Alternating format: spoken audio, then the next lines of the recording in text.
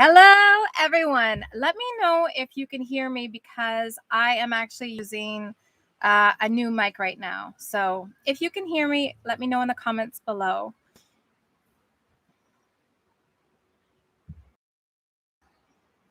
Can everybody hear me?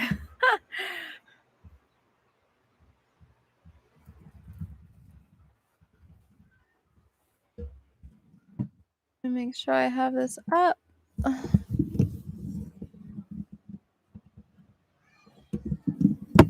You can hear me. Okay, fantastic. I'm hoping I'm going to show you guys this. I had decided to try to find a mic that I could use that would be better to use for voiceovers because currently I just use my lapel, and I noticed I don't love the quality of it. So I ordered one on Amazon, but then this gigantic thing appeared, and I kind of feel like a radio announcer or like a sports broadcaster. It's not quite right.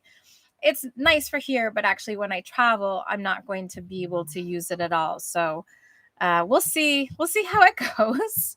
But I think, for the amount that I travel with, it's only 40 liters. This is not enough. I just want to make sure. Ursula, I'm also going to turn and change where I'm sitting because that light behind me does not work at all.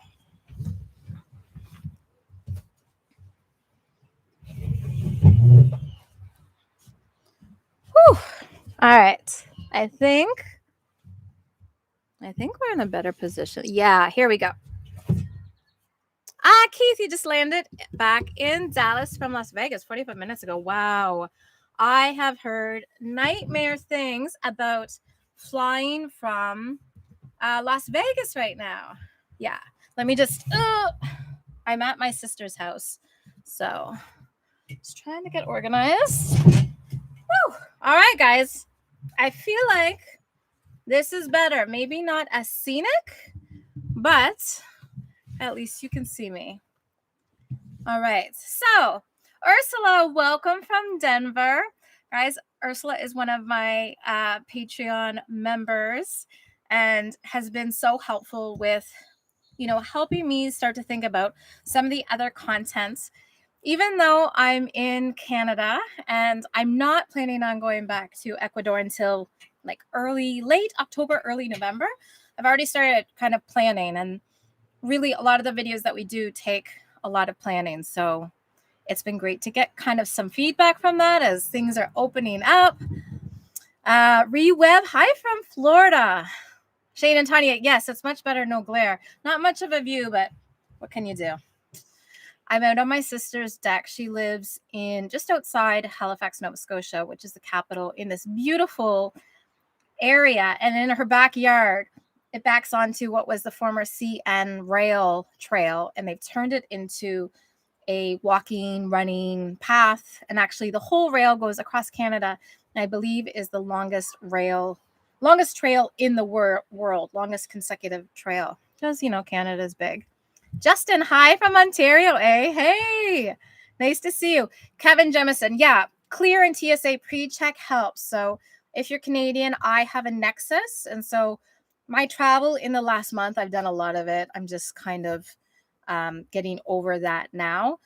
If you have Nexus or you don't have it, but you fly a lot or just have $150 that you think would make your travel better, I highly recommend getting Nexus, which also, it's a Canadian version, but once you get that, it also qualifies you for TSA pre-check, which is like key in the US. Ruth, hi from Strathroy, Ontario, near London. I love your videos. Thanks so much. I actually love London. And Maria, you made it. Where are you in the US that you're actually having power outages? Is that because of the heat or something else? In Canada, one of the networks went down, Rogers, and so for the last couple of days, nobody's been able to use their debit card, and I think a lot of people haven't had internet yet either. So I was worried that people wouldn't be able to get online. Let's just go back up. Kim, I'm so glad you're able to make it.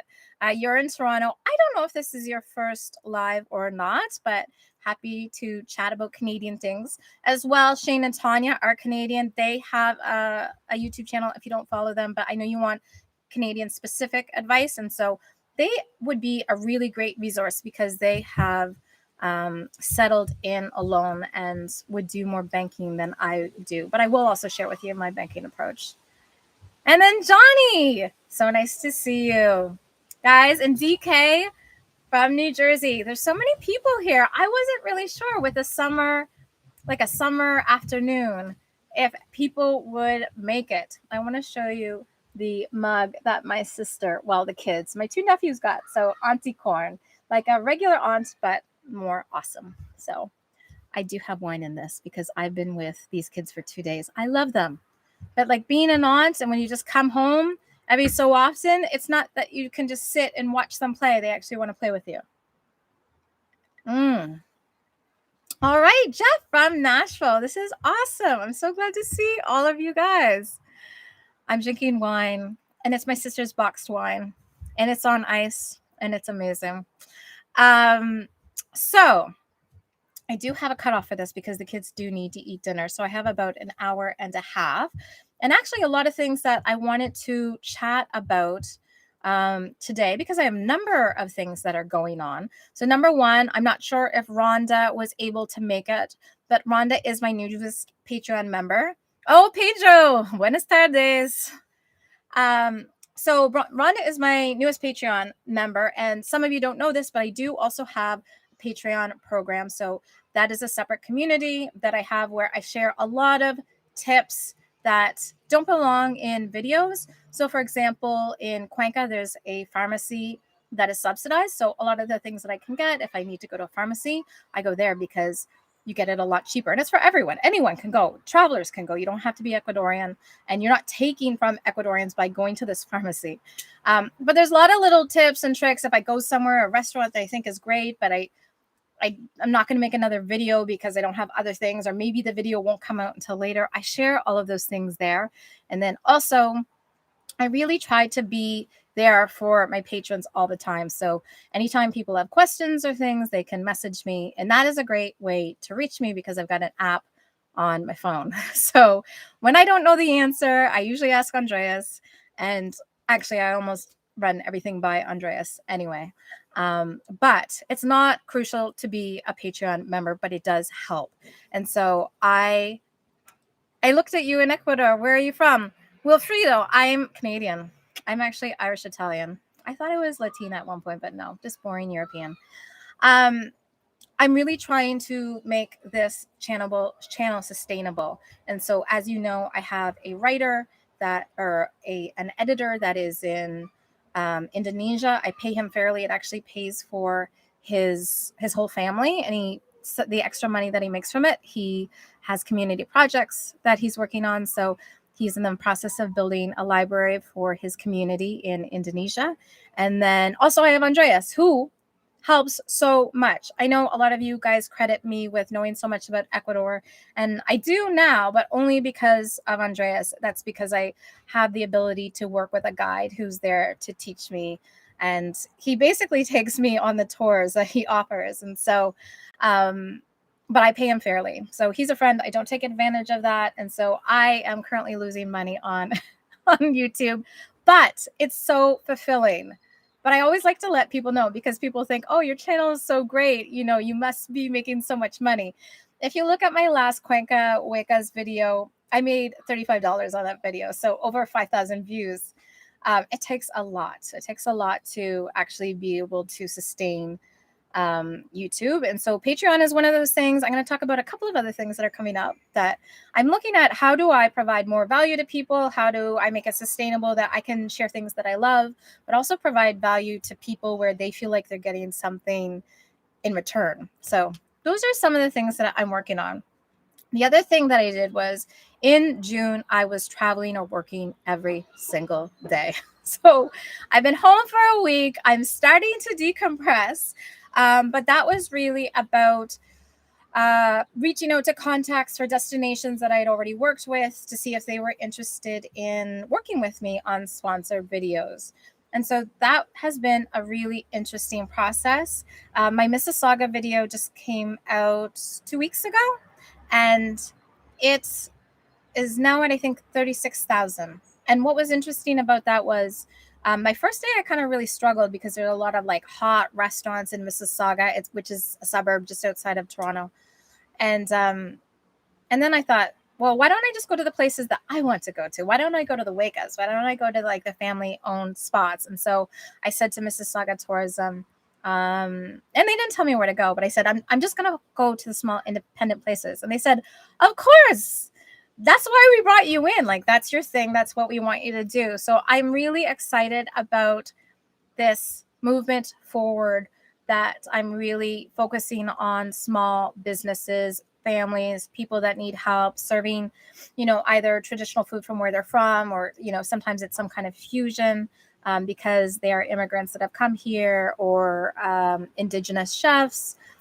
It's just been really fulfilling. One of the places that I featured in the Mississauga video told me that they were going to close. So they were locked into a lease right before the pandemic. It was really tough for them because, during the pandemic, a lot of people were ordering takeout, but takeout from places that people knew. And so it was really great to actually feel like I made a difference. And so you'll see next week coming up, I have a video from Edmonton, Alberta. That's when I started to get the feedback from Mississauga. So Edmonton, in the middle of that video, I made a drastic turn and really started seeking out some interesting businesses. Shediac, New Brunswick, which I already shot. I'm familiar with that because that's, East Coast culture for me. But when you watch those videos, you help me because those videos, the destinations pay me to share with my audience. And so when those succeed, that means the likelihood of me working with them again is great. And that pays so much more than YouTube. And so I'm very fortunate that in blogging with my website, BaconisMagic, that I have developed a reputation within the Canadian travel community, and these destinations trust me. And so it's the work that I did this year, June, it's July right now, was exhausting. However, it is going to fund my fall travel. So I have lots to look forward to, and it was absolutely worth it. I'm spending the next 2 months after Edmonton. You will only see one more video, and that's because this week, we are going to Prince Edward Island, which is a tiny island that Nova Scotians go to. We went last year. I have a video about it, and that is a family vacation. Now, normally, I would not shoot a family vacation, but the kids loved last year's video. So this is more of a keepsake that I'm going to share publicly with everyone. So that's kind of what's been going on with me for the last month.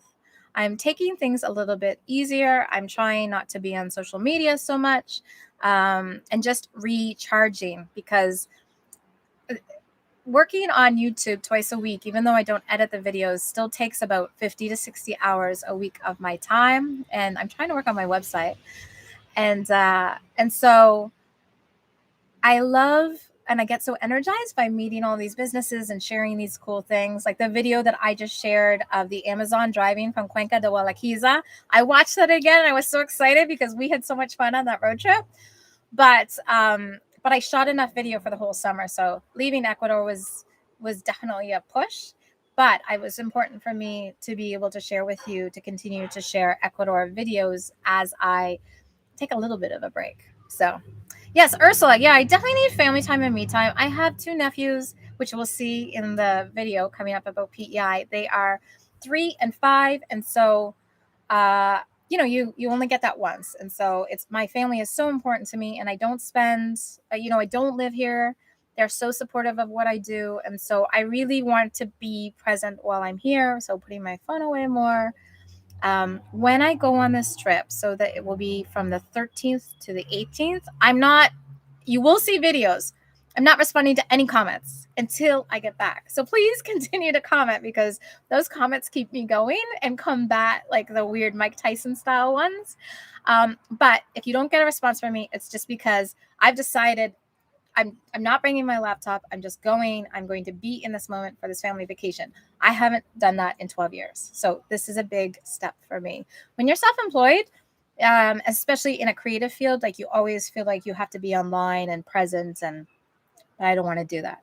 I'm going to take the time. I'm going to let my head, which feels like this big, like elastic, like ball of elastics, which is so tight. I'm just going to let it relax. and then relax. It's not even a week. I can do it.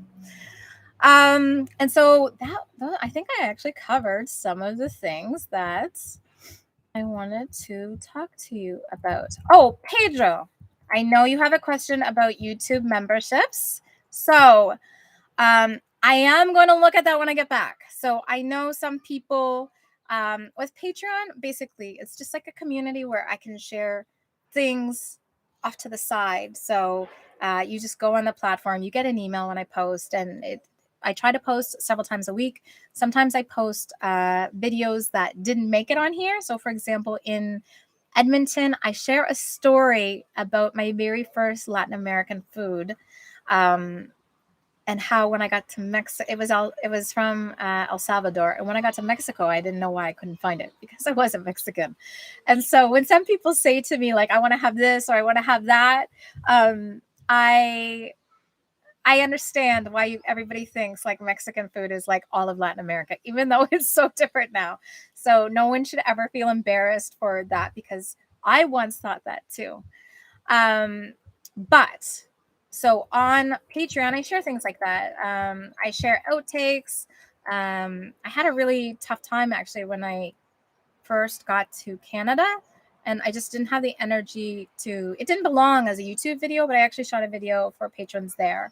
And so it's kind of things where it's like if I don't feel like it's a YouTube video, it's almost like if you're really into me, you'll like this video, but it doesn't belong as like a regular kind of video. Oh, Patty Tat 007. Putty Tat, thank you so much. I appreciate that super chat. Yes. Anyway, so that's my Patreon. If you're like Pedro, you'd prefer something on YouTube because it lives here. And I know it's possible to do it. There are YouTube memberships. I just haven't had the time to look into it. So I will look into it. It will be done by August 1st, I promise. And then I just have to figure out like, how do I not double the amount of work, but somehow recreate what I do on Patreon on YouTube. So you get the same amount of content and value as if you were on Patreon. So I just want to make sure that I'm doing this right instead of just throwing something up there and nobody finding value from it. So those are the first two things. Now, I want to get to some people's questions. Marianella, I'm in New York now. I'm glad you like encebollado, my favorite dish. It's definitely up there. It's top 5. I can't really pick what my favorite thing. Well, my favorite thing I think is ají as a category. I eat it so much that someone commented that I should stop saying ají makes everything better, but ají I do think makes everything better. Not that the food is not good, but it's like you're just taking it up a notch. And I also think showing ají from different places really shows the diversity of food in Ecuador because it's different. In fact, in the Amazon, I'm going to show you one that blew my mind. It wasn't even a sauce. It was that good. But stuff like that, like the nerdy parts of cooking and food, I love. Anyway, so I do love encebollado. And if you watched my last video about driving to Walaquiza, I was in Walaseo, and they do have so much.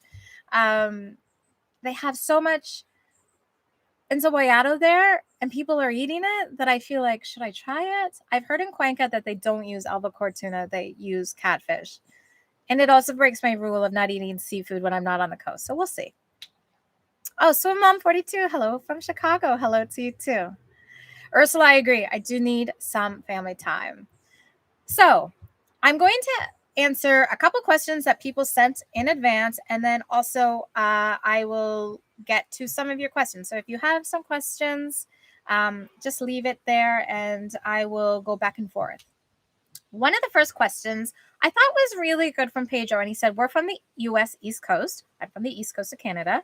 And after a week or so in Cuenca, we noticed dry skin like never previously. It happens on each follow-up visit. We haven't come across anyone who talks about this.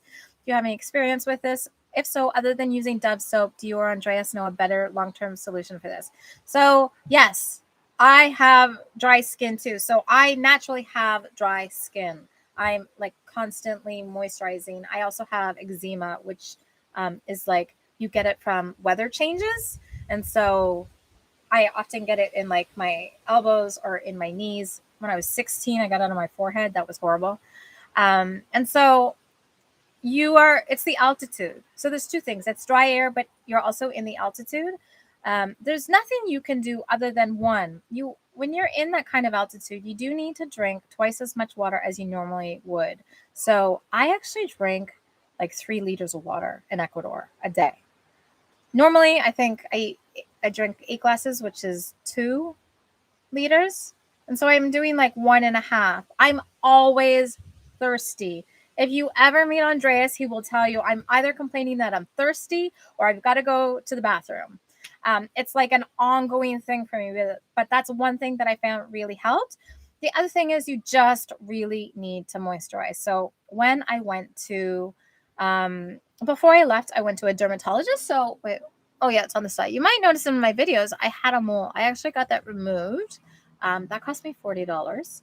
And to go to a dermatologist, the $40 is actually on the high end. So if I wanted to go to a public place, I think I could have gotten it for 15, but you've got to wait in line with Ecuadorians. $40 to go see a dermatologist, when here they told me I would have to wait like 1 to 2 years to see a dermatologist.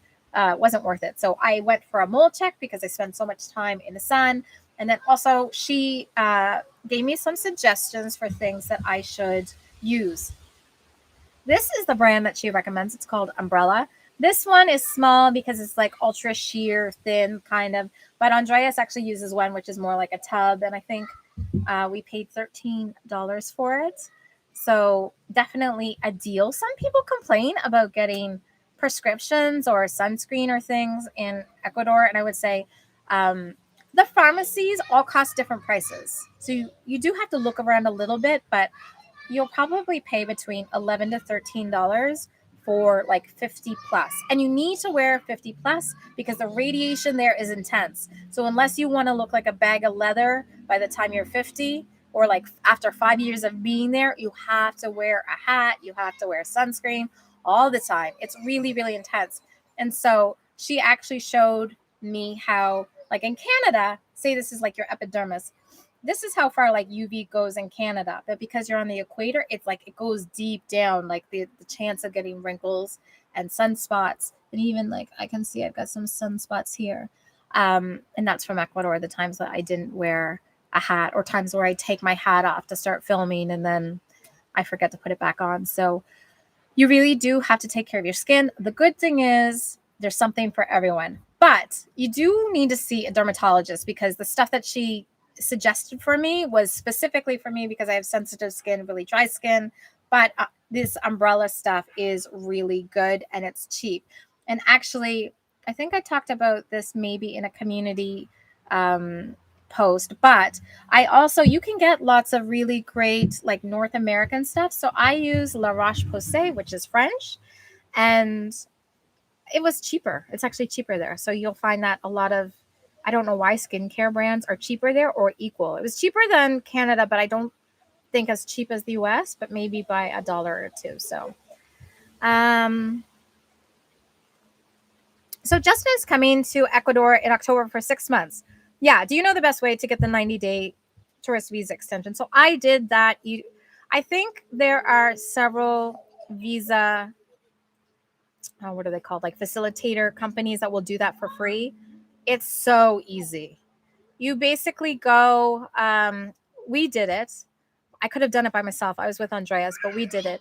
And you just go, you need to bring your visa, or sorry, you have to bring your passport. You have to show that you have insurance. To be honest, I don't think that they asked me for that, but you do have to show that. And you have to pay.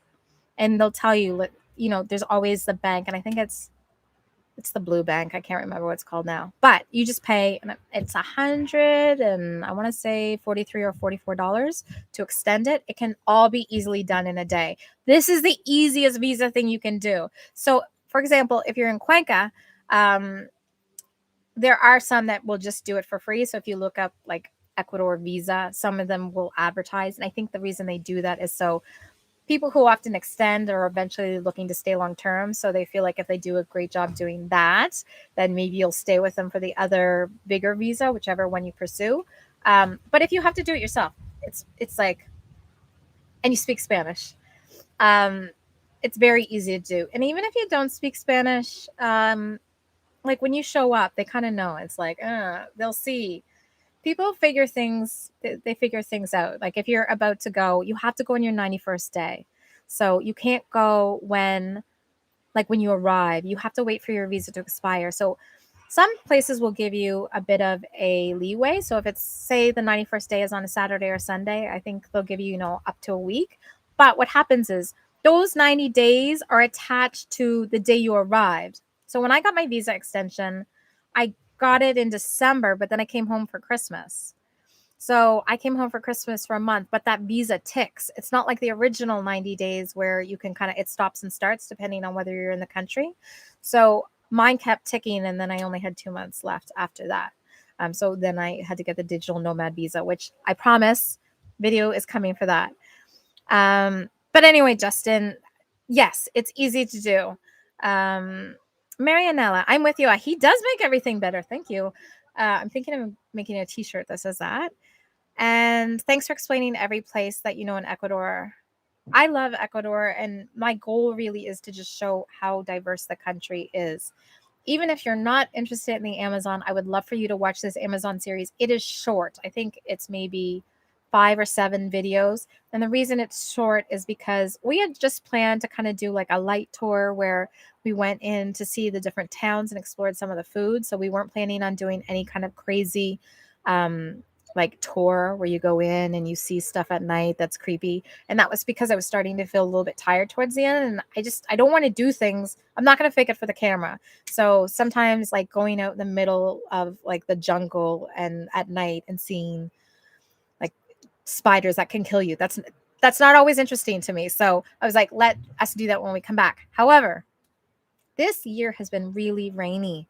And even in the Amazon, in the southern Amazon, people were saying that it's become unbearable for them. And so we were able to do it for a couple of days, but then we reached, I think it might have been Sakua or after Sakua. And we got up and it was just rainy. It was just like too rainy to do anything. And when we looked at the forecast, it was just rain all day, every day for a week. And so at that point, I decided to give up. Not give up, but to come back. And that's when I did an extra Wiccas video, ice cream, and I started to shoot some other videos. You will see a fine dining or like I call it high end, but really all of our meals cost $30. But it's as high end as I'm willing to go. Swim Mom, you're going to Cuenca with a friend in November. Very interested in hiring a private driver tour guide. Yes, Swim Mom. If you've seen Andreas in my videos, he's a guide.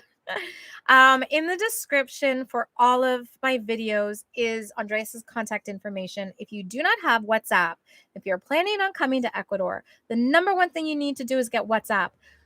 He has his email there, but in Ecuador, it does not run on email. If you want to approach people, WhatsApp is just an online messaging app, but everyone uses it. Everyone uses it outside of Canada and the US, and they use it for, like, companies use it for their official customer service. It's owned by Facebook. It's secure. And you need to get it here because it's attached to your phone number. So even though you won't say use your Canadian or US phone number when you get to Ecuador, this is what you use. Nobody texts each other ever because texting costs money. WhatsApp is free. And so you need that because that's the best, fastest way to reach people, and you don't call them, you text them. If you want to just like speak on the phone after that, but I've never heard of an Ecuadorian ever picking up when someone rang them. You got to text first, and then you agree to kind of call them. Anyway, Andreas is amazing. So I'm biased, but I have talked to other people who've also used his services, and they also said he's great. Oh, you do have WhatsApp. Awesome. Oh, don't worry, you're not late. We're just getting into it, and it's free, which is the best. After you use WhatsApp, it's just like, why would we text people anymore? Why are we paying like per message and all of these things? And so I really love it because, like, if I want to get my hair done, or it's really great also if you don't speak Spanish or you're not comfortable speaking on the phone in Spanish. Even for me, it's like I got to like work myself up because even though I know what to say, if people start to speak quickly, then I'm like,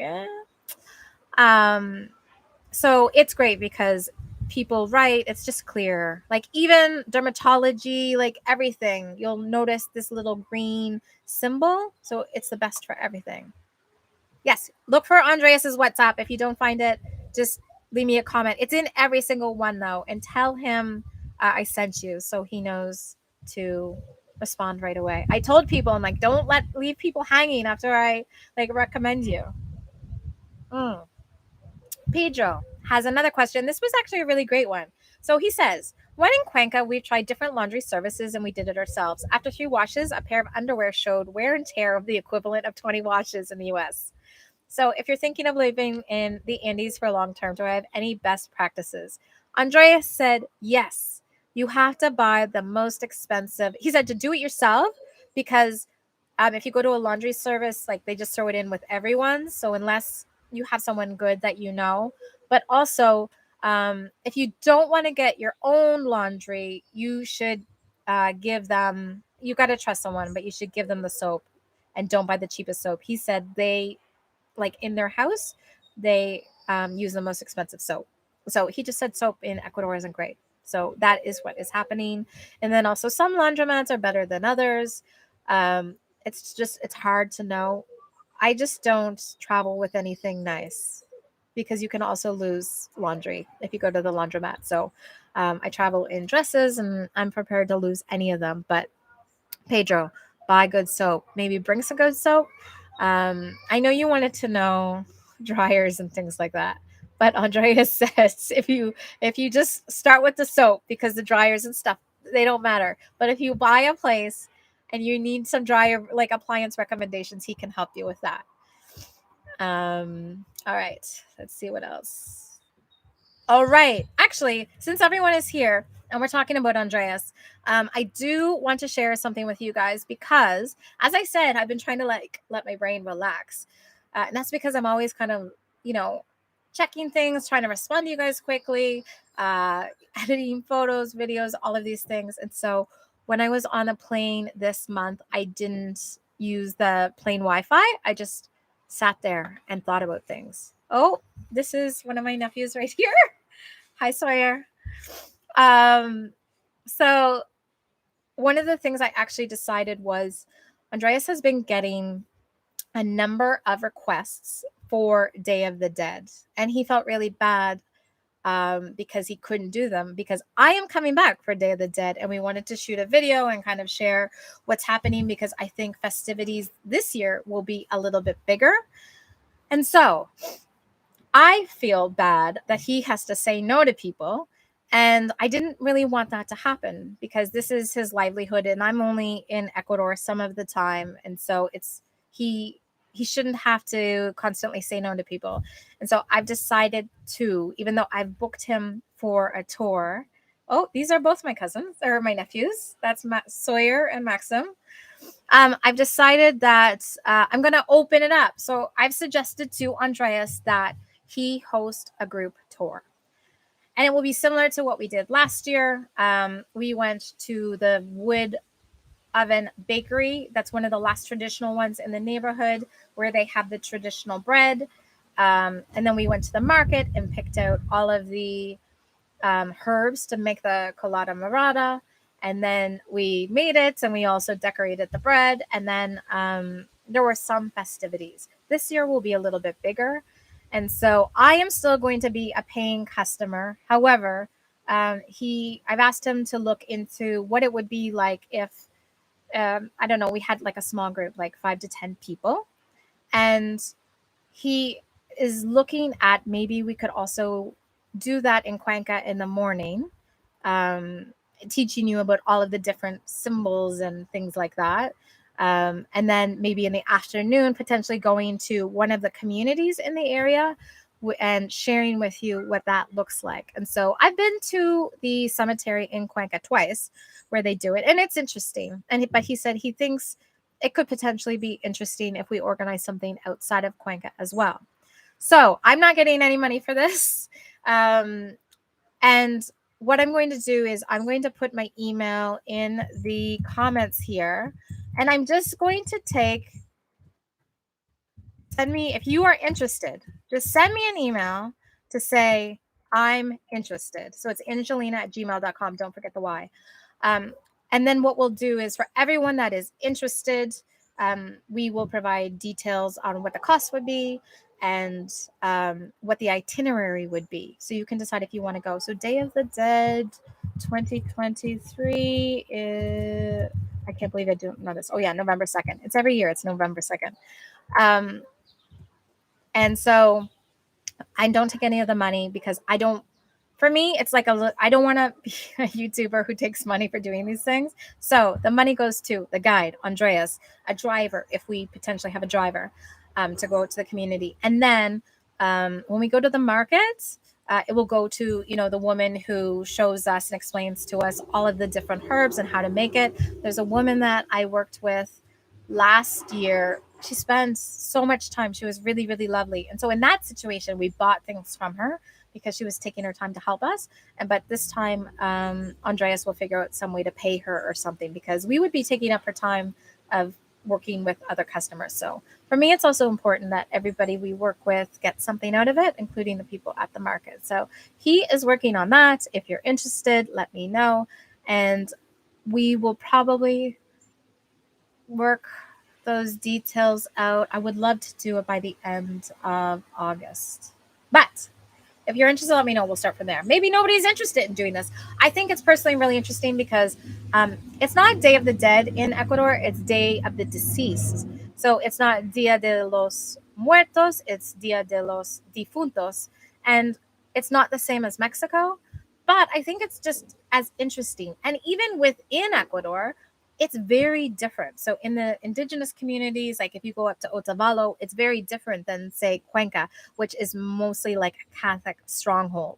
So we're going to figure out what is a good way to experience this, to help out the community, but also to be respectful, because you don't just want to take a group of people to the cemetery to stare at what other people are doing. So that was other big news that I'm working on. That was just one of the things that I thought about. Like, I felt really bad that people were reaching out to him because they were interested in doing this. And I was hogging all of his time. So I will be there too, but I will be there as a guest, probably shooting video about everything that we learn about again. All right. So which airline do you usually travel and recommend? I'm from Guayaquil and use Copa. Yeah. So I would recommend that. I have a couple of videos of flying into Ecuador. I flew first Delta, and that was great. And then I flew home United. That was horrible. And then the third time, I flew Copa or Avianca, and it's because I flew from Guayaquil, and I actually found that to be the best. So I like that because I don't have to fly through the U.S. I definitely don't want to be flying through the U.S. right now.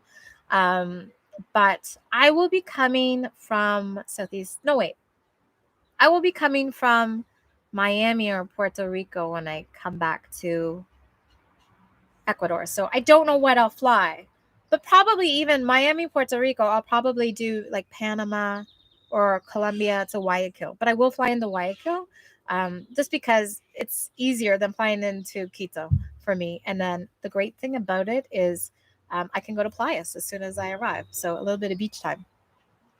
So isn't that the same time as the arts festival? Swim Mom, it might be. I think you're talking about the biennial. Let me just look at that up. Cuenca biennial. So right after Day of the Deceased is Cuenca Independence Day, and that is the best festival I have been in other than Christmas in Cuenca. It's fantastic. So Cuenca has a separate Independence Day from Ecuador, and it's just really fun if you want to see lots of Andean music and costumes, and I love it. The first time I went to Cuenca, I actually landed during that time, and that's how I met Andres' family. What day is Independence Day? I think it's Fiesta de Cuenca. I think Fiesta de Cuenca 2023. Oh no, it's 2022. Oh no, I'm just getting the different things. So I'm not sure. But Independence Day is November 3rd. It's like right after Day of the Dead. It's so in Cuenca, it's a very long weekend. You do need to book accommodation really far in advance. So I've told this story before, but I landed during Cuenca Independence Day. Everything was booked up. I didn't realize this was back in 2010. And Andreas's mother saw me basically having a meltdown on the street, like with my gigantic 65-liter too big backpack on me, and said, and asked some girls that were staying in a dormitory if they minded if I took the last bed, even though they didn't know me. And that's how I met everyone. November 4th. Yeah. So you get like one day off to recover, and then it's November 4th. It's a really big time. You got to book in advance. A lot of people from Guayaquil are now coming to Cuenca. And so even though international travel, we're still recovering, Cuenca is like the place to go now. So a lot of people are doing that. Okay, let me get to one of Maria's questions. So, having spent multiple months at a time in Ecuador, did your body become so acclimated to the mild temperatures and with the thrill of being too cold, too hot wore off? Also, is it safe to say you enjoy Canada's late spring, summer, and early fall, but struggle with the other 6 months? I hate winter. I've always hated winter. So in 2010, I bought a one-way ticket to Mexico, and I traveled from Mexico down through Central America, South America. I don't spend Christmas in Canada unless I have to. So other than the pandemic, I didn't spend it. And so even in Ecuador, I find it cold sometimes. So Cuenca can definitely be cold sometimes. It's all about being prepared. So you got to make sure you have layers. I'm getting better at that. But being cold is relative. I mean, I went to the coast. Shane and Tanya, I can't remember when I visited you guys. That was way too humid for me. So I do still experience like the cold and the hot, like Cotopaxi, cold.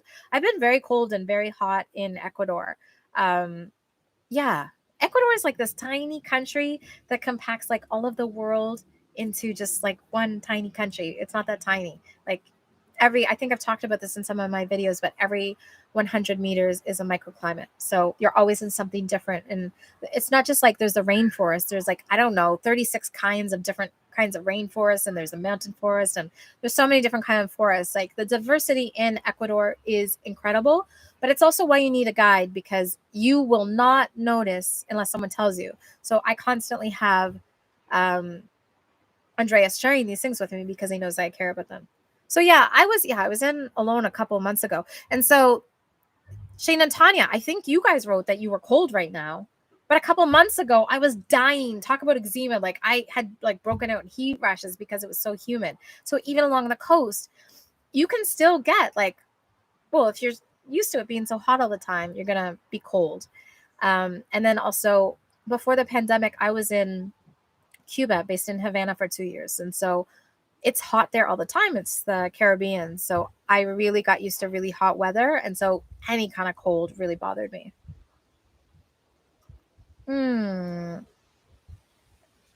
Let's see. This is Pedro again. Thank you also, people who send me questions in advance. I really appreciate it. Having been through some brutal challenges with the visa process yourself, if you were asked by a gringo friend who spoke Spanish, would you advise him or her to battle the process on their own? Would you be more inclined to go the route of a facilitator or an immigration attorney? I don't think you need an immigration attorney. I know lots of people who've used facilitators and they've been great. I know people who've used facilitators and they've been challenging. And so I would say that you really need to get good recommendations from people that you trust when you go with a facilitator. Capture Joseph used a facilitator to get the professional visa, and he speaks very highly of her. Now, the difference is really cost. So I didn't get a facilitator because I was asked to be the first person for the digital nomad visa. And so getting a facilitator didn't make sense because we didn't even really know going into it what it was going to be like. And I don't think a facilitator could have helped because the Ministry of Foreign Affairs, like the equivalent of what they have in Ecuador of that, they weren't even, the day I was in, they were just getting briefed on this visa. And so a lot of the challenges that I had came from it being a very new visa, and then also from them not understanding what a digital nomad is. So having people understand that this is my job was very challenging. Even in my comments, Geo, Mac Daddy, and I told him I'd been a blogger for 12 years and this is my job. He's like, you can do that? I thought that was just a hobby. Like a lot of people feel that way. And so, It depends on what kind of visa you want. And if it were me, um, I would apply for the visa when I was still in my home country. If you've got the time, I would do that because you will be speaking to people in your home country that are also accustomed to the way things work in your home country, and they will be speaking English. And if you have to get your fingerprints redone, or if you have to get things like legalized, all of those kinds of things, those are easier to do. But if you've got $1,500 and you don't mind spending it on a facilitator at the same time, this person kind of does everything for you. My digital nomad visa was really bad, and that's still why I still have some sore feelings, which is why I still haven't posted. But when I get back from this PEI trip, I am going to post it because I've already shot it. But it depends. I've also heard some bad stories about facilitators, so I would try to do it first on my own. It's a pretty clear process, and I think if you're at home and you have to do things, it's much easier than moving to a foreign country and having to do them, because getting things like a criminal check, all of that kind of stuff is just easier. It's easier. It doesn't feel as intimidating. So that would be my advice. But I will say this, I am cheap. Like, I am a frugal person. So the idea of spending money on a facilitator is hard for me. But I will say this, I spent more than that going through the digital nomad visa because of all the hula hoops, and it was bad. The process was bad. I spent a lot of money. A facilitator wouldn't have changed that. I'm only sharing my digital nomad visa process because I hope it helps others, and I hope to God people don't spend as much money as I did and then leave the country immediately and they didn't need the visa in the first place. All right. So Maria has another question. Cuenca is known more for people seeking space heaters, but you're a fan of zone cooling. Have you seen a small wall or window AC unit for sale and use in Cuenca specifically? Yes, you can get that kind of stuff. So I have never been too hot in I stay at the Casa Cuencana.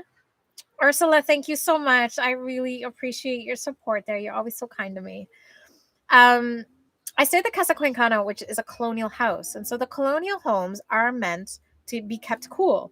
If anything, they're a little bit too cool, which is why people get the space heaters, which are very easy to get in Cuenca. So don't bring them.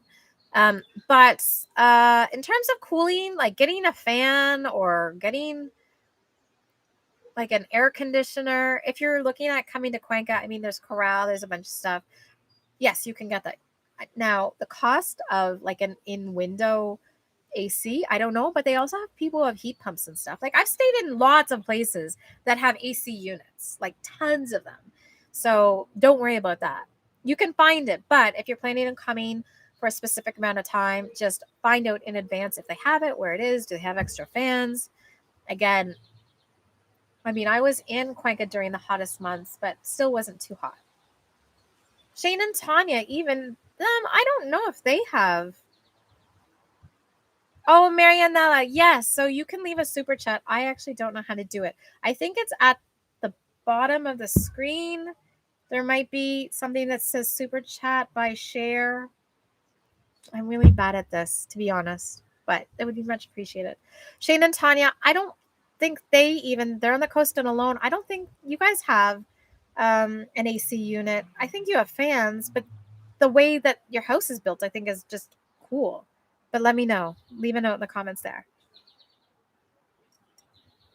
All right. So yes, the thing is, Ecuador is very diverse. So one of the reasons people love Cuenca is that honestly, it's an affluent city. It's an art city. So there are lots of things that are free. Um, it's also a hub for traditional food. So you can get a lot of really great quality food for cheap, like good quality food. I think Cuenca is the best place. And that's why I post about almuerzos, which is the set lunch, and huecas and things like that. Like, there's still very much, it's like eating food for $3 isn't for poor people. You will be next. In fact, it's actually for people who work in an office, those set lunches. And that's why they're during the week, not on the weekend. Oh, Shane and Tanya, your air conditioner. Or do you have an air conditioner? I was just saying, I think that you guys just have a fan, and then the way that your house is built is made to like draw the air in. But even on the coast, I don't think you guys needed an air conditioner. Johnny, is it common for windows has screens? No. I mean, not everywhere. You definitely need screens. I don't know why there are not more screens. Some people have screens. Some people don't. I love it when people have screens, but not every place has it. Colonial homes don't have it because they have to keep that architecture. And so back then they didn't have it. But like I will say this. So when we were I can't remember where we were, but there's a certain altitude where you won't see mosquitoes or bugs anymore. And Andreas has said in the last couple of years, he notices that that's increasing. And part of that, he believes, is because of cattle ranching. And so we went, if you look way back to some of my very first videos, I went to a treehouse outside of Cuenca. They are dairy farmers. And so there were lots of mosquitoes. And he was really surprised because at that altitude, there should not be mosquitoes, but cows bring mosquitoes. It's just the reality of it. So if you're going somewhere and you don't want to be around mosquitoes, don't make sure you're not anywhere near like dairy or cattle. It wasn't horrible. Actually, it was horrible. At night, it was horrible. So I'm not going to sugarcoat that. I love that place, but a lot of mosquitoes. Yeah, Shane and Tanya have a fan, no aircon. So it does depend on where you're living. Like if I went up to, and it depends on what month. Like Esmeraldas is hot. So there we had air conditioning. We had an air conditioner and we had fans. So. Oh, Putty Tat. My mother always had screens added. Yeah, like some places have them, some places don't. Just know that you can't count on it. You can get them, but don't count on it. Let's see what else we have here. All right.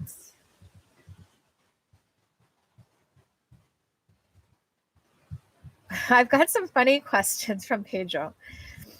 So, Pedro wants to know my favorite Canadian band or musician. I don't listen to music. This is terrible. When I'm working, I listen to like lo-fi pop, which is on YouTube. It looks like it's Japanese anime style writing, and it's a lot of music that students use to concentrate. So I rarely listen to music. I do listen to reggaeton in Ecuador. Andreas hates it, so we don't listen to it together. If we're on a road trip, we tend to listen to 80s American music, like American Canadian, because that's the only style of music that we both like. He's more into like heavy metal, which I can't stand.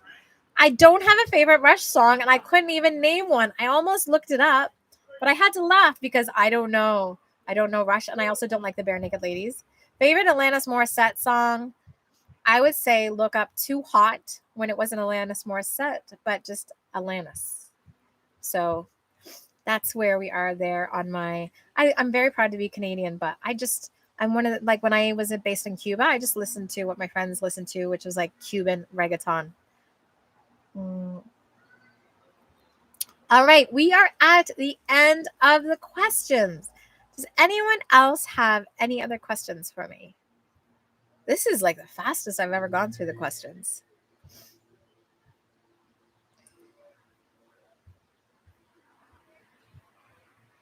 All right, maybe I'll just talk a little bit about what's going to happen next. So, as I said, I'm really trying to. Oh, pasillos. So Putty Tat just said pasillo is Ecuador is actually national music. It's sad. So it's very beautiful, but it's always sad love songs. And the first time I heard it, I love Indian reed music too. The first time I heard pasillo in Cuenca, they have lots of free events. They have lots of museums and historical buildings. And so they had a free event right around the corner from the Casa Cuencana. And we went there and it was live pasillo and it was beautiful. Lots of people go. That's probably one of the things I really love most about Cuenca is all of the free events. I think I've already established I'm cheap. Lots of free events. There's lots of paid events too, but Cuenca does spend a lot of money on providing events for everyone. You just have to find out about it. That's the only thing I don't like about Cuenca is there's no central place to find out about these things happening unless they're major festivals. And so a lot of times you don't find out until the next day. So in some cases, I'm lucky because Andreas will get some kind of email because he's a guide. And so that's how we found out about the Paseo. But there's so many places where we found out there was, like a food festival, but we found out about it on Monday because the newspaper covered it, but nobody actually announces it coming up. So, Pedro. Ah, I didn't know. Okay. I will answer your question because you were very generous. Thank you so much. So he wants to know. Um, Kim, I didn't even know Loverboy was Canadian. This is how bad I am with music. If time permits, would you please consider explaining the easier way other South American YouTubers can add Spanish and other language subtitles to their videos as you? I didn't know Don Shader did it too, but that's great. So adding subtitles is not easy, especially for something like this, which is going to be over an hour long. So when I had a Google Pixel, I had a transcribing app that is proprietary to Google that it's I would just turn it on while I was doing YouTube, or when the video is done, I would just play the YouTube video and have it transcribe, and it was pretty good. It was probably like 80%. And so when I switched to iPhone, because remember in Manta my phone broke or my camera broke, and I was just left with my phone, which I was really not happy with the quality of images there. I switched to iPhone, so I just dumped a lot of money into a phone that is more expensive than my camera. I thought that Apple would also have just as good a transcription service. It doesn't.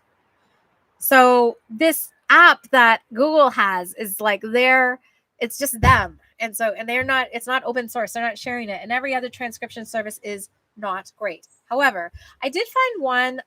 I don't even know how I found this, but if anyone else is looking for it, I'm just going to type it right here. It's called otter.ai. And so I pay for it because I think maybe you can do 3 videos free a month, but I do at least 8, up to 12, depending on what month it is and how many lives I do. Marianello, oh my goodness, thank you so much. That is very generous of you. Thank you. So otter.ai is actually for transcribing, I think like conference calls and like AGMs, like general meetings and office meetings. However, it actually works better for me than the free one does. And I spend, I want to say $10 a month on it, something like that. And so it's just one of those things. I feel that because I'm talking about Ecuador and I know so many Ecuadorians are watching this, that it also needs to be in Spanish. And I can access a different audience that way. So it's also, to be honest, a very smart thing for me to do because Ecuadorians who don't speak English can do it. So it will translate it. It will transcribe it into English. But then that's the hard part. The actual part, changing it into subtitles on YouTube is very easy. So you just go into the subtitle section, and I do it in English, Spanish, French, Portuguese, German, Italian. And then in some cases, like in Canada, I will also do Chinese, Japanese, because those are 2 big markets here. I just want to make it available for people. And so then also in my YouTube analytics, I can see if people are changing it into their language. So every once in a while I get Vietnamese. So I have thought about doing that. But the reason I don't like to just do the auto translate is that I don't know if it's my East Coast Canadian accent, or also all of these Ecuadorian words that I mention, or Ecuadorian cities, but YouTube's auto translate or auto transcription service is terrible. It's me and it's Ecuador, and it doesn't work together. So, Poditat asked me if I'd ever been to the Montalvo Museum. I don't know. I don't like museums.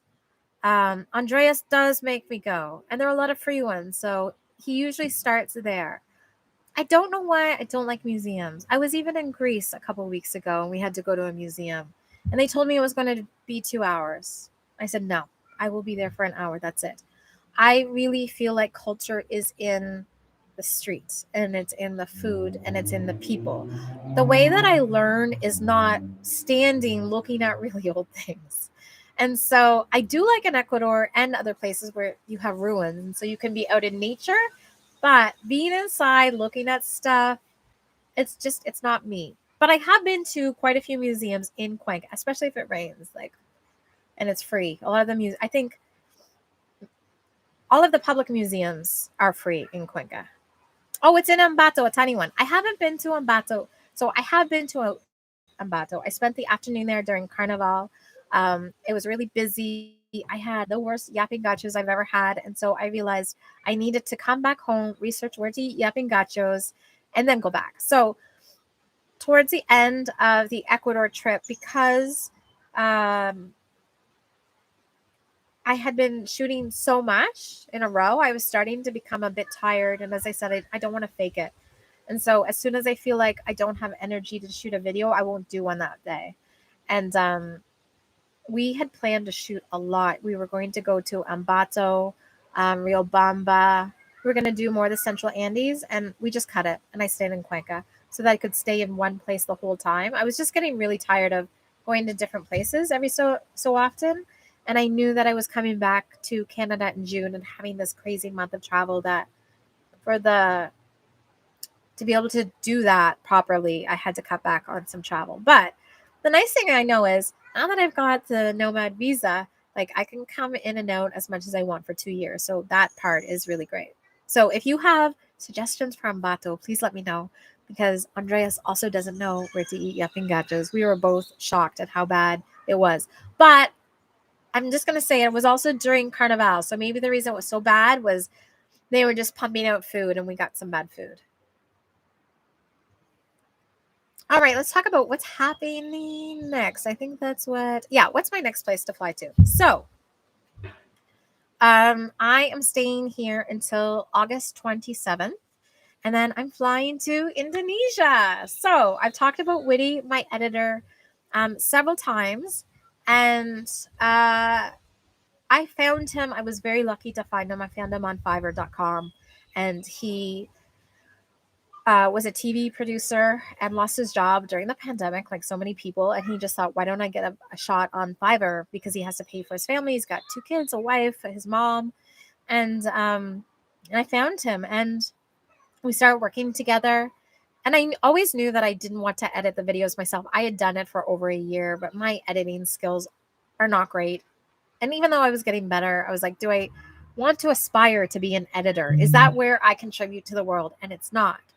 But we had some really good conversations together where he aspires actually to, instead of going back and working for someone else, to actually have a company where he can hire editors and help other people as well. And so he's been working on my videos for a year, which has been amazing. As I said, it pays for his whole family. I feel so much pride in, as much as to say, I want to break even on this because, well, I have to break even on this because I can't keep going into the hole for YouTube. But I'm not in debt, don't worry. But my website does pay for YouTube. So I feel tremendous pride in being able to help people like Witty and his family, and he's also helping his community, and Andreas and his whole family, because when people weren't coming to the hostel and things were getting tough, like he was able to bring in money for that. So my sister actually works for me on my website, and she's going to be doing some things keep moving forward here, which helps her and her family. So these videos are not about me. It's about all of the people that work with me, and then all of the people that are actually in the video. And so that's why I love YouTube so much, is it really gives me this opportunity to make a difference. And then also I help all of you find good places. And my goal is really to always demystify things, make things seem more achievable. And one of those ways is sharing. It's not about the food so much. I mean, it is about the food. The food is delicious, but helping people understand they can go into local places. You can go into places where there's no English on the menu. Maybe it looks kind of weird, you think, but because you've seen me eat it so many times, I've explained it so many times. I've told you, you've got to use the ají, you got to test it, you got to use the lime, like all of those things, that you can at least go in there and feel comfortable that it feels a little bit more familiar. And with that, we are helping the local economy. And so as much as I am foreigner, you guys are foreigners wanting to be expats. I'm like half expat. I'm less interested in helping expats because I think when we go to Ecuador, it is our job to give. And so we benefit from living in Ecuador for its high standard of living, for its low cost, but we need to give back by helping the local economy, the local businesses. We need to learn how to speak Spanish and not be afraid when we're wrong because they are so kind to us. So instead of like hanging out in our little expat like safe place where everybody speaks English, the menu's in English, they're going to serve us like hot dogs and hamburgers and like things that we know. It's about getting out there because this is the part of Ecuador which is really cool. It's not about going to a place that is just cheaper to live. So, oh, I'm so glad Don Shooter started adding Spanish subtitles. Wow, he even went back to his library. Oh, that's great. Oh my God, I lost my place on that rant about what to do in Ecuador. Anyway, this is my whole thing. So, I'm going to go visit Witty and I'm going to spend a month. He has suggested that I visit the island of Sumatra, which is known as the food island. A lot of traditional food there.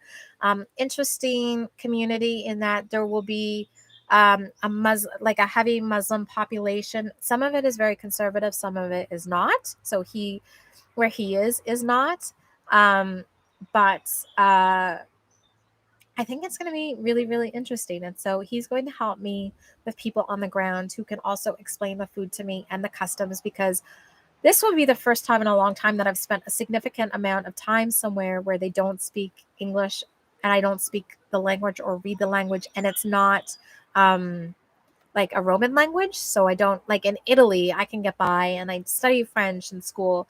When I was in Greece a couple of weeks ago, and videos will come up about that. I'm working on those. When in Greece, it was just like all the letters looked so different. And I was not in a tourist town. So that was really, it was a good primer for what it will be like in Indonesia. I have thought about also spending some time in the Philippines where I lived in 1999. I would like to go back, but at the same time, I think I'm torn. Should I try to split my time between Indonesia and the Philippines or just spend all my time in Indonesia and do a great job? So, um, yes. So that's what I'm planning to do there. A friend is getting married in Puerto Rico in mid-October. So I'm going to go see her. And I'm hoping to actually find a way that I can stay in Puerto Rico maybe for a week, 10 days, 2 weeks, and do some things there because Puerto Rico, even though it's part of the United States, is actually considered cousins or primos with Cuba.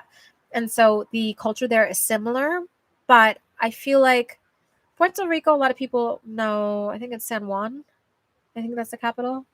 But my friend, her fiance, soon to be husband, is actually not from there. And there's a lot of really interesting things about that island that are not like the shiny capital.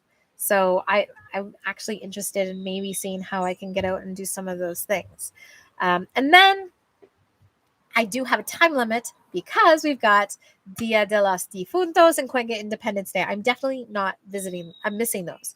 So I'm definitely going to be back for that because I think both of those are going to be really fun. I hope they're going to be safe. And I hope Ecuador will be doing well so that we can all, have a great time there. Could you live in one of the ecodomes you visited?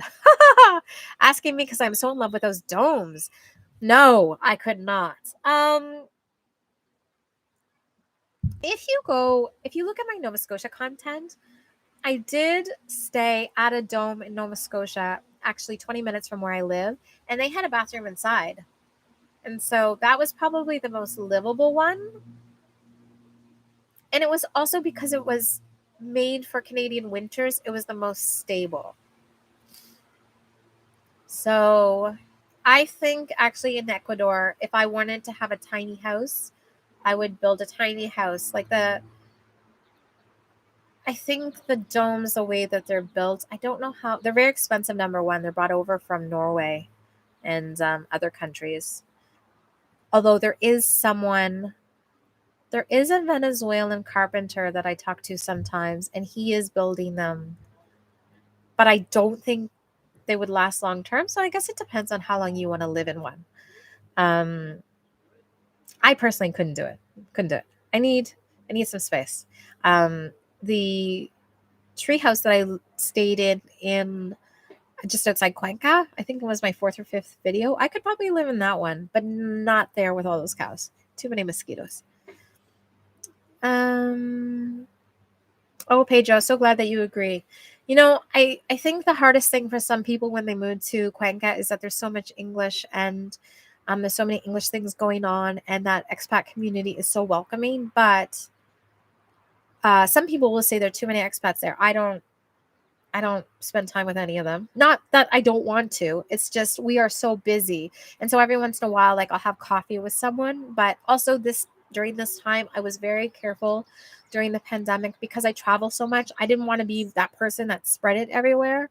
And so both Andreas and I were very careful everywhere we went. So masks everywhere, always distancing, and didn't go out at night or doing anything like that because I just thought, like, what if I'm the person that creates like this massive chain of like the whole, like spreading it from town to town. And so I didn't go to even some coffee shops. So that's why I'm hoping in the fall things will be better, because I would like to do a coffee shop video, but there are so many people in them. So you'll notice in a lot of my videos, other people aren't in them. And that's because we tried to go during off times, or like we were very far away from people. For us, we're still a little bit, we just interact with so many people. Even here in Nova Scotia, all of my friends are getting it that never got it in the last like month. And so my fear is giving it to my mother. And so I'm still very careful, not really going out much. Oh, Bella Sophia, I'm so glad. You have so many questions that relate to clothing sizes and beauty services. Don't know? Yes, absolutely. We can talk about that. So, clothing sizes, I would say Ecuador doesn't have great clothing quality. I don't know where they get it, but in all of South America and actually most of Latin America, I don't know anybody that's got really great quality stuff. And that's why you'll see a lot of Ecuadorians wearing things from the States because either people have sent it or so many Ecuadorians go travel to visit family in Ecuador and they go shopping. Mm. Brazil actually is known as one of the biggest like shopping places, like shopping communities. Brazilians always go to Miami to go shopping.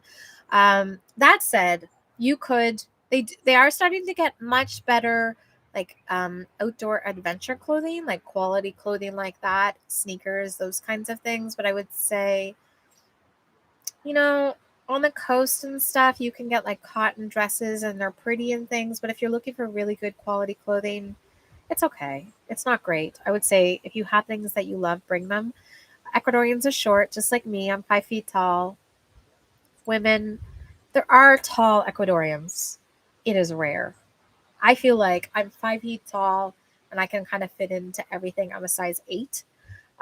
If you are taller or plus size, it is definitely going to be more difficult.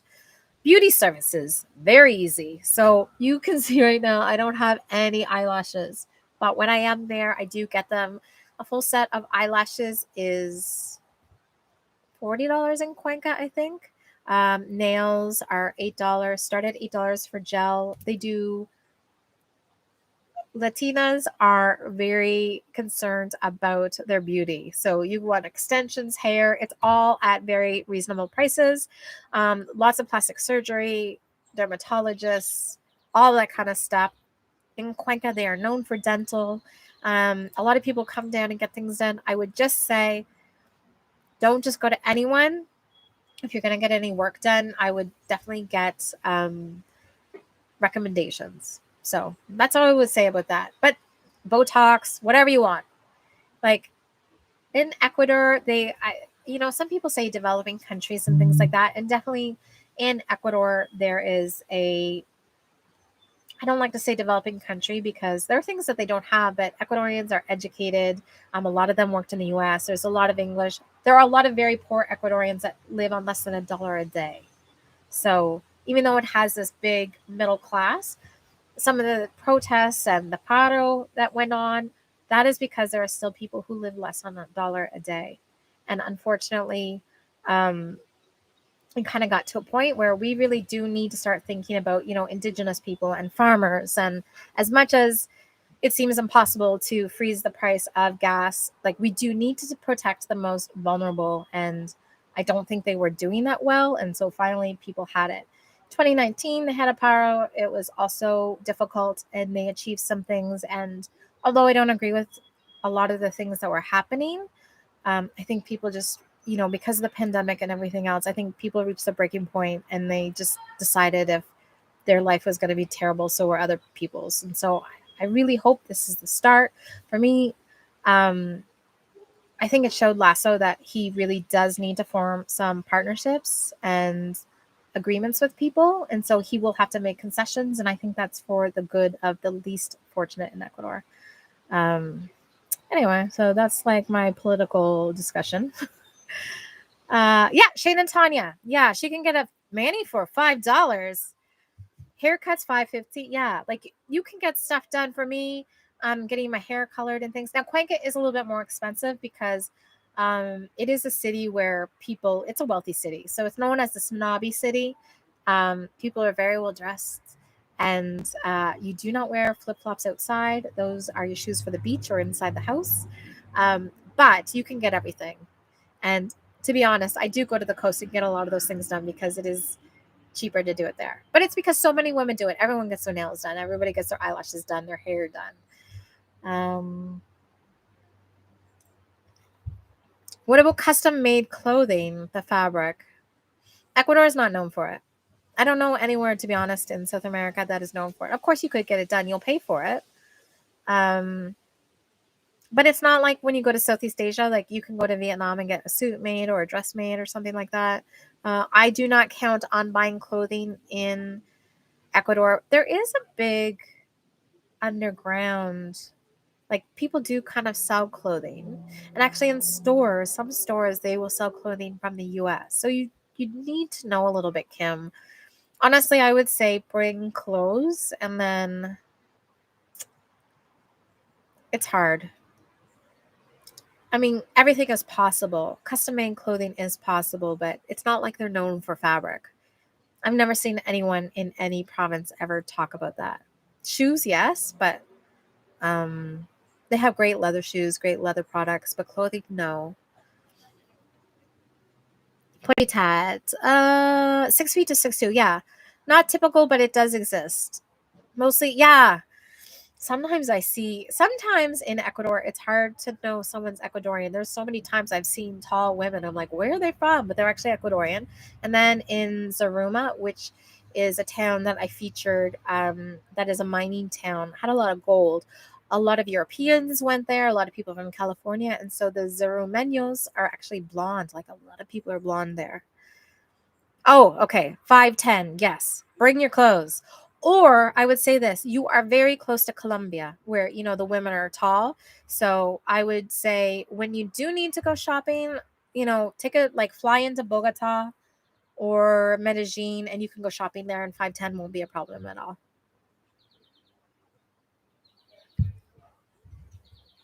Yeah, I heard the Paro on the coast was more difficult. It's tough. Yeah, stores didn't have real food. I also heard the same from Andreas that they were down, like they were eating, like there weren't any vegetables left. It was tough. The hard thing though is that, we're talking about the farmers. So we want the food to come to the stores, but the fight was about supporting the farmers. So it was a very difficult situation. Um, but I think it was a needed one. I think it got too far. I mean, I don't want to say too much about the president because maybe they won't let me enter, but I do think in some ways it was good because it was scary because he also released threatened violence in a way that no other president really has in the past. So I think it's a cause for alarm. But also, I think it showed him that in order for him to end it, he had to make concessions. So he's not going to be able to do whatever he wants. We really do have to think about all of the people who it's tough when you don't have food in stores, but it's also tough when farmers and indigenous people have nothing either. So yeah. All right. So that's it. So yes, I think, guys, that was kind of everything for today. Unless anyone has any other questions, if you are interested in my Patreon, I'm going to write it here. We are actually holding a Patreon only live on July 24th. So in 2 weeks. And the reason we're doing that is it'll be a smaller group. We've asked, some people have asked some questions in advance, and it's going to be just a little bit more opportunity to kind of dig deep into some things and some topics that we have discussed.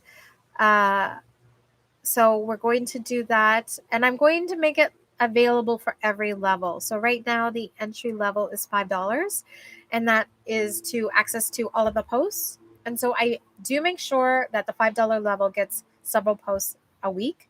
And then at the additional levels, we're looking to kind of add some things depending on what the members want. But one of those things will be separate live streams, so we can have some just like big discussions where we can really get into things like food and stuff. And I'm trying to see if there's a way that I can do a dual live stream with Andreas, but I don't know if that's possible. But we're going to see how we can do that, because I think he has interesting perspective on a lot of things that he and I don't agree on everything, but I think we just see kind of different sides of the coin, I guess you call it. Oh, Pedro, my dermatologist in Cuenca, I can't remember her name. I'm going to have to go to the Patreon post and look for it. So let me find that for you. And when I do set up the YouTube membership, what I will do is everything that I've posted so far on Patreon, I will post on the YouTube membership, because I did post things like, to be honest, there are just things that you have to live in certain places to know, or you have to be Ecuadorian to know. And so whenever Andreas gives me a tip for me, like that pharmacy, which is discounted, I try to remember it. And then there are a couple of people that I've actually who've emailed me just about things. I've like, we have someone who actually ended up in the hospital. And so I sent him the picture of what it looked like and the address, so he could also go, because it is a great way. When I went to the dermatologist, I think I saved $25 on everything that she recommended for me because I went there. So I will look at that for you. I promise. You've got, it's on my list of things to do for you, along with all of the subtitles for my Canadian content. Guys, I hope you have an amazing Sunday. Thank you so much for sharing it with me. I am off to finish dinner for those two rascals, my sister, brother-in-law, and mom, and then just enjoy Canada. And so whatever you're doing today, I hope you're eating delicious food and spending it with good people. If you haven't seen my Amazon video yet, it's really good. So take a look at that one next. See you guys next time. Bye.